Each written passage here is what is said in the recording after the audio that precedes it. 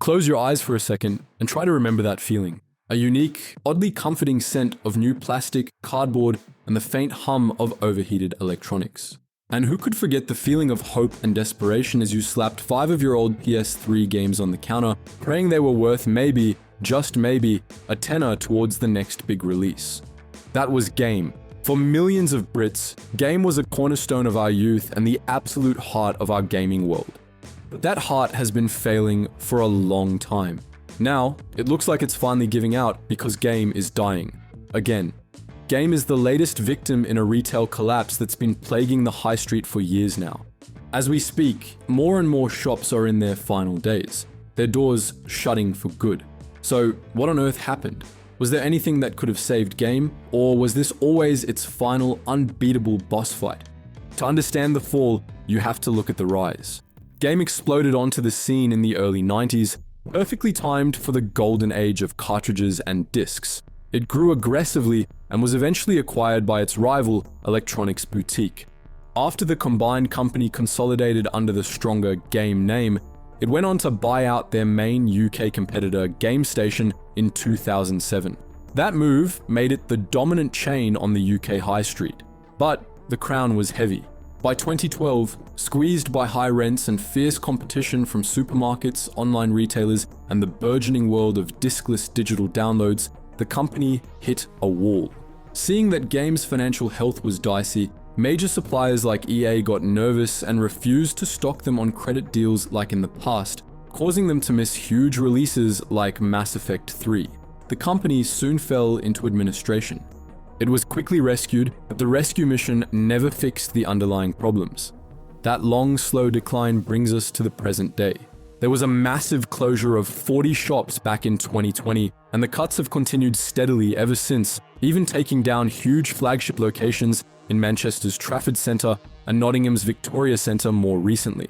It's a brutal fall from grace. At its height, Game had over 600 shops.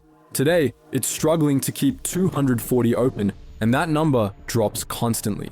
The company pulling the strings is Frasers Group, the retail giant run by the infamous billionaire Mike Ashley. He grabbed Game for a bargain, £52 million in 2019, slotting it next to his other brands like Sports Direct. The move was framed as a rescue, but instead of a savior, it looks like Game got a mortician. To understand why Game is failing, you have to look past the easy answers. Yes, the internet changed everything, and Amazon is a killer, but plenty of retailers are facing that. Game's story is different. Its collapse is the result of a series of specific wounds, some self-inflicted, that left it bleeding out long before the final blow landed. First, you have the great unstoppable digital shift. The average gamer today simply doesn't need a physical shop. Why drive to a shopping center when you can download the latest Call of Duty at midnight from your sofa? Services like Xbox Game Pass and PlayStation Plus have completely changed the idea of ownership, acting like a Netflix for games with vast libraries for a monthly fee. This makes the idea of buying a physical disc feel almost archaic. The console makers are accelerating this by aggressively marketing discless hardware, nudging a whole generation of players into their closed digital ecosystems. The very product that Game was built to sell was quickly becoming an optional extra. And then, a new type of online game pulled the rug out even further, the live service game. Kids nowadays often don't even bother owning games at all, opting instead to download free games like Fortnite or Call of Duty Warzone, then dropping hundreds of pounds on monthly battle passes. The youth of today don't even expect or want anything physical. They'd rather nick their mum's debit card to spend 20 quid on a character skin of some insufferable streamer. That new digital world also created a new set of killers that Game was completely unprepared for. For years, the company had focused on winning the high street war, absorbing rivals like Electronics Boutique and outlasting HMV. But that victory meant nothing in the new fight. The real threats were retail giants with massive advantages. Amazon had them beat on price and next-day delivery. Supermarkets used blockbuster games as bait to get people in for their weekly shop. And the final, most devastating blow came from the platform holders themselves. Having successfully built the digital ecosystem, Sony, Microsoft, and Nintendo then began selling games directly to players through it, cutting out the middleman entirely. Game was left stranded, an unnecessary step in a world it helped create. While in the old days, they'd have done a roaring trade on physical game discs, merchandise, and magazines tracking the latest releases, now customers had a better source for all of those: the internet. And on top of all that, you have the cold, hard economics of modern retail. Game's business model was built on having a presence in prime locations, busy high streets and shopping centers. That's some of the most expensive real estate in the country. In the last few years, rent has skyrocketed, business rates have remained stubbornly high, energy costs have gone through the roof, and minimum wage has increased. It's a perfect storm of financial pain. For a business selling a product with shrinking margins, it's like trying to run a race with weights tied to your ankles. Frasers Group, a company obsessed with operational efficiency and profit margins, has undoubtedly looked at the balance sheet for hundreds of these shops and asked a very simple question: why are we still bothering? Hence, the massive culling of game shops, which is currently underway, set to massively reduce its presence on the high street by 2026. Already, the company has stopped taking new pre-orders on games in store, and in 2024, they even stopped the legendary trade-in system, which was a staple of so many childhoods. No longer will we be able to pile up our old games on the counter and pray the shop will take them, despite the metro map of scratches all over the bottom. After all, what's the point in building up more secondhand stock when there won't be any shops to sell it from within a couple years? Instead, many outlets are desperate to offload their stock with massive closing down sales. Then there's the uncomfortable truth about its owner. Frasers Group has a business model built on acquiring struggling retailers to harvest them for parts. Owner Mike Ashley is famous for buying distressed brands purely to absorb their inventory, take over valuable shop locations, or use a familiar name to sell other products.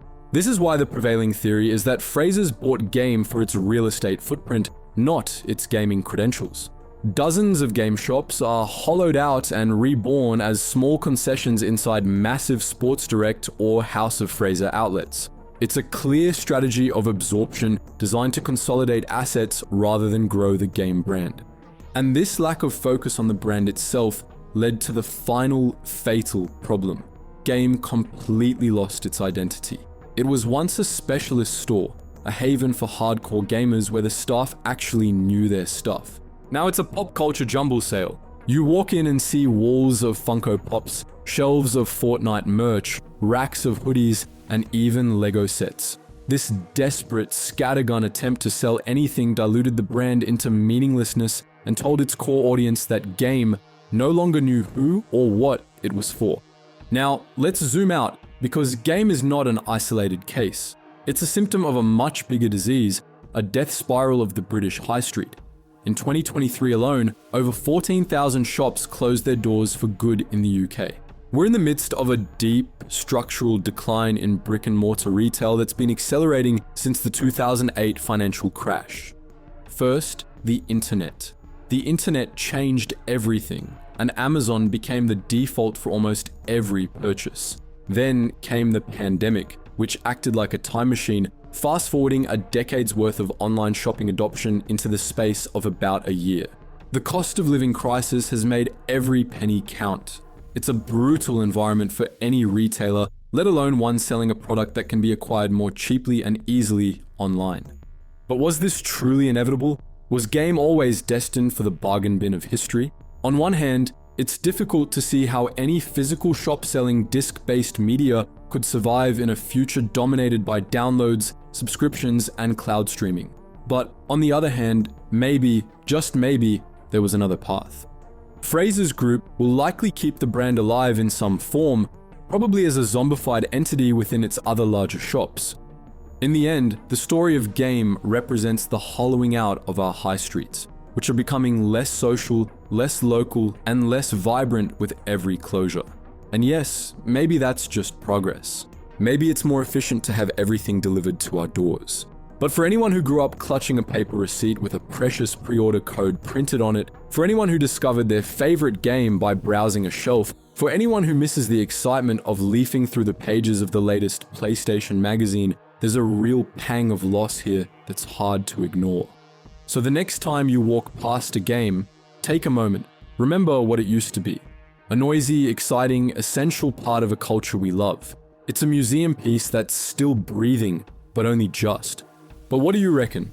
Was Game's fate sealed by the digital age, or could a different strategy have saved it from collapse? And more importantly, what's your all-time best game memory? Drop your memories and your best finds in the comments. We'd love to read your story. If you enjoyed this nostalgia deep dive, give us a like, hit subscribe, and tap the bell so you don't miss the next one. Thanks for watching, and we'll see you in the next video.